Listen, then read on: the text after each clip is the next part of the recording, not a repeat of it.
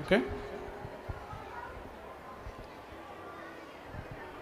മൊയ്സ് എന്ന പേരിൽ തുർക്കിയിലുള്ളൊരു സിനിമയുണ്ട്, മൊയ്സ്. കേൾക്കുന്നില്ലേ? അല്ലേ?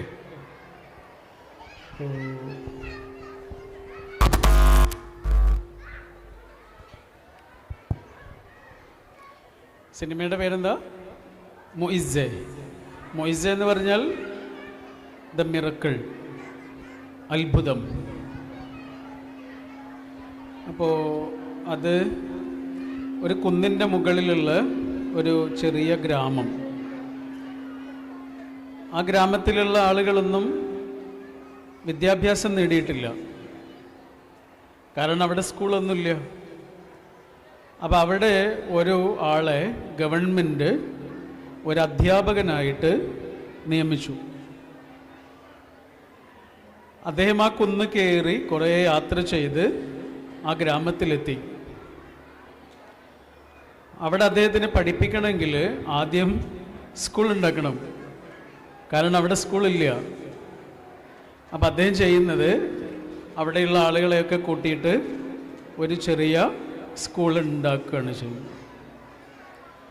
അങ്ങനെ സ്കൂളൊക്കെ നിർമ്മിച്ചതിന് ശേഷം അവിടെയുള്ള കുട്ടികളെയൊക്കെ അദ്ദേഹം പഠിപ്പിക്കാൻ തുടങ്ങി. അദ്ദേഹം കുട്ടികളെ പഠിപ്പിച്ചാൽ മതി, കാരണം അതല്ലേ ജോലി. പക്ഷേ അതിൻ്റെ കൂടെ അദ്ദേഹം വേറെ ഒരു കാര്യം കൂടി ചെയ്യാൻ തുടങ്ങി. അതെന്താണെന്നറിയോ? ആ നാട്ടിൽ അസീസ് എന്ന പേരുള്ള ഒരാളുണ്ട്. അവന് വയസ്സ് ഒരു 30-40 ഒക്കെ ആയിട്ടുണ്ടാവും.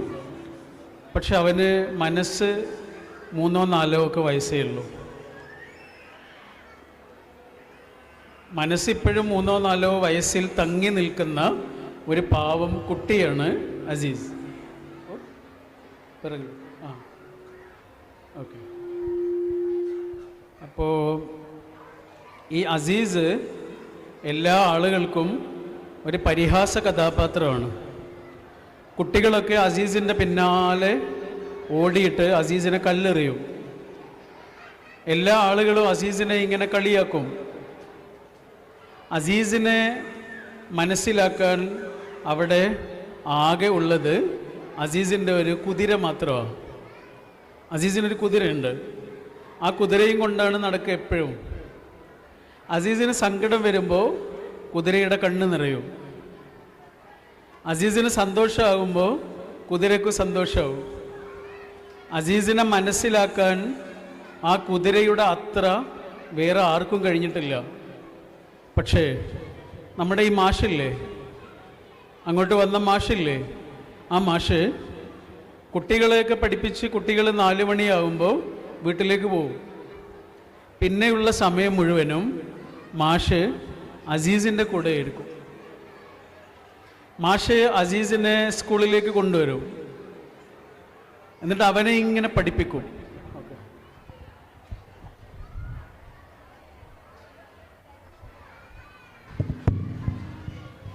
ഒരു സ്പെഷ്യൽ കുട്ടി എന്ന് പറഞ്ഞാൽ പഠിപ്പിക്കണമെങ്കിൽ നമുക്ക് നല്ല ക്ഷമ വേണം.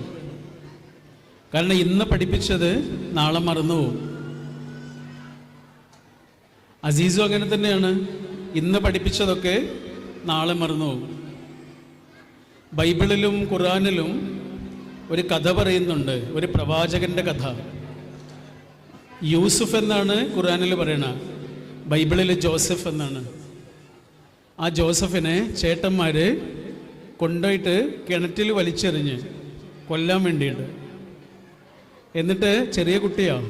ആ കുട്ടിയുടെ ഷർട്ട് കുപ്പായത്തിൽ ഒരാടിനെ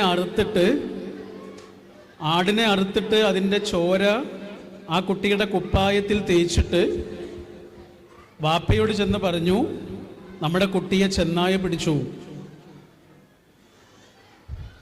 കുട്ടിയെ ചെന്നായ പിടിച്ച് കൊന്നു എന്നാണ് പറയണത്. കുട്ടി പോയി. പക്ഷെ പിന്നെ ബൈബിളിലും ഖുർആനിലും പറയണത് എന്താണെന്നറിയോ? ആ അച്ഛൻ കാത്തിരുന്നു എന്നാണ് പറയണത്.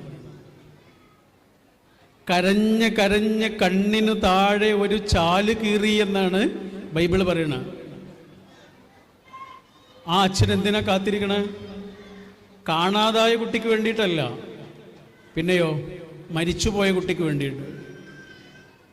മരിച്ചുപോയ ഒരാൾക്ക് വേണ്ടി ഇനി എന്തിനാണ് കാത്തിരിക്കണേ? പക്ഷേ ആ കാത്തിരിപ്പിനെ കുറിച്ചാണ് അതിമനോഹരമായ കാത്തിരിപ്പ് എന്ന് ഖുർആൻ പറഞ്ഞത്. ബൈബിളും ഏകദേശം അങ്ങനെ ഒരു വാക്കാണ് പറഞ്ഞുള്ളത്. ആ കാത്തിരിപ്പ് വെറുതെ ആയില്ല. ആ മകൻ തിരിച്ചു വന്നു. കൊല്ലാൻ വേണ്ടി കിണറ്റിലേക്ക് എറിഞ്ഞവൻ ഈജിപ്തിലെ ധനകാര്യമന്ത്രിയായി മാറി. പക്ഷെ ആ അച്ഛൻ്റെ കാത്തിരിപ്പില്ലേ? ആ കാത്തിരിപ്പില്ലേ? ആ കാത്തിരിപ്പാണ് ഒരു സ്പെഷ്യൽ കുഞ്ഞിനെ കിട്ടുന്ന ഏതൊരച്ഛൻ്റെയും അമ്മയുടെയും കാത്തിരിപ്പ്. അതൊരു വല്ലാത്ത കാത്തിരിപ്പായിരുന്നു. എനിക്കറിയാം ഒരമ്മയെ, എല്ലാ ദിവസവും രാവിലെ അവരുടെ ഒരു സ്പെഷ്യൽ കുഞ്ഞുണ്ട്, ഒരു ഓട്ടിസ്റ്റിക്കായ കുഞ്ഞുണ്ട്. രാവിലെ ഉണർന്ന ഉടനെ അമ്മ എന്താ ചെയ്യാന്നറിയോ? ഈ കുഞ്ഞിൻ്റെ അടുത്ത് ഇങ്ങനെ വന്നിട്ട് എൻ്റെ കുഞ്ഞിൻ്റെ അസുഖം മാറിയോ എന്ന് നോക്കും. അസുഖം മാറുമോ? ഓട്ടിസം മാറിയ ഒരു ട്രാക്ക് ലോകത്ത് എവിടെയില്ല. അത് നമുക്കറിയാം, ആ അമ്മയ്ക്കും അറിയാം. പക്ഷെ എന്നാലും ഒരു പനിയൊക്കെ പോലെ ഒരു അസുഖം മാത്രമേ എൻ്റെ കുഞ്ഞിനുള്ളൂ എന്നുള്ളതുപോലെ ആ അമ്മ എല്ലാ ദിവസവും രാവിലെ വന്നിട്ട് എൻ്റെ കുഞ്ഞിൻ്റെ അസുഖം മാറിയോ എന്നിങ്ങനെ നോക്കും. അസുഖം മാറിയിട്ടില്ല. പിന്നെ ഉമ്മകളാണ്, തുരുതുരാ ഉമ്മകളാണ്. ആ കുഞ്ഞിൻ്റെ നെറ്റിയിലും കവിളിലും കഴുത്തിലും ഉമ്മകളാണ് അമ്മയുടെ. ഇതേപോലൊരു കുഞ്ഞാണ് നേരത്തെ പറഞ്ഞ അസീസ്.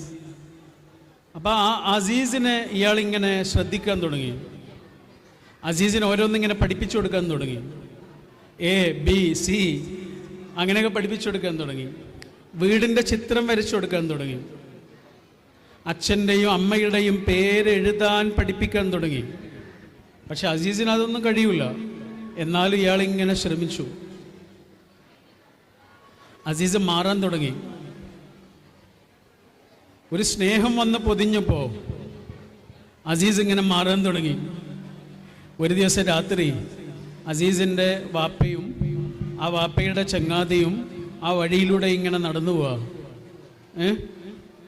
ആ വഴിയിലൂടെ ഇങ്ങനെ നടന്നു പോകുമ്പോൾ സ്കൂളിൽ മാഷും അസീസും ഇരിക്കുന്നുണ്ട്. മാഷ് അസീസിനെ എന്തൊക്കെയോ പഠിപ്പിച്ചു കൊടുക്കുന്നുണ്ട്. അപ്പോൾ ആ മാഷ ഇങ്ങനെ ചൂണ്ടിയിട്ട് അസീസിൻ്റെ വാപ്പ പറയണൊരു കാര്യമുണ്ട്. എന്താണെന്നറിയോ? ആ മാഷ് ഹൃദയത്തിൽ കണ്ണുള്ള മനുഷ്യനാണ്. ആ സിനിമയിലെ ഏറ്റവും മനോഹരമായ വാക്കാണ്. ആ മനുഷ്യൻ ഹൃദയത്തിൽ കണ്ണുള്ള മനുഷ്യനാണ്. ഹൃദയത്തിൽ കണ്ണുള്ള മനുഷ്യൻ ഹൃദയം കൊണ്ടാണ് കാണുക. അതാണ്. ഒരു സ്കൂളിലേക്ക് ഇങ്ങനെ ചൂണ്ടിയിട്ട് ഒരു രക്ഷിതാവ് പറയാ കേട്ടോ.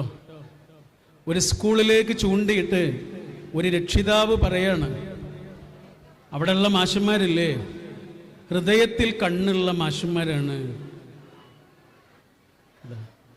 നമ്മുടെ രാജ്യത്തിന് സ്വാതന്ത്ര്യം കിട്ടിയ സമയത്ത് നമ്മുടെ ആദ്യത്തെ പ്രധാനമന്ത്രിയായിരുന്ന ജവഹർലാൽ നെഹ്റുവിന് ഒരാഗ്രഹം ഉണ്ടായിരുന്നു.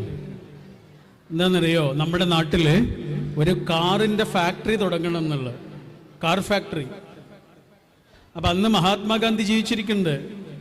ഗാന്ധിജിയോട് ചെന്നിട്ട് പറഞ്ഞു, ബാപ്പുജി എനിക്കൊരാഗ്രഹമുണ്ട്, നമ്മുടെ നാട്ടിൽ ഒരു കാറിൻ്റെ ഫാക്ടറി തുടങ്ങണം എന്ന്.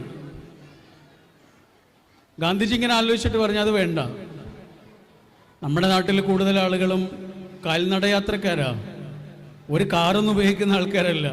വേണമെങ്കിൽ സൈക്കിളിൻ്റെ ഒരു ഫാക്ടറി തുടങ്ങിയാൽ നാട്ടുകാർക്ക് ഉപകാരമാകും. നെഹ്റു തുടങ്ങിയില്ല, നെഹ്റുവിൻ്റെ പേരക്കുട്ടിയാണ് തുടങ്ങിയത്. നമ്മളതിന് വിളിക്കുന്ന പേരാണ് മാരുതി. ഹനുമാനാണ് മാരുതി. മരുത്താൻ കൊണ്ടുപോകുന്ന ആളാണ് മാരുതി.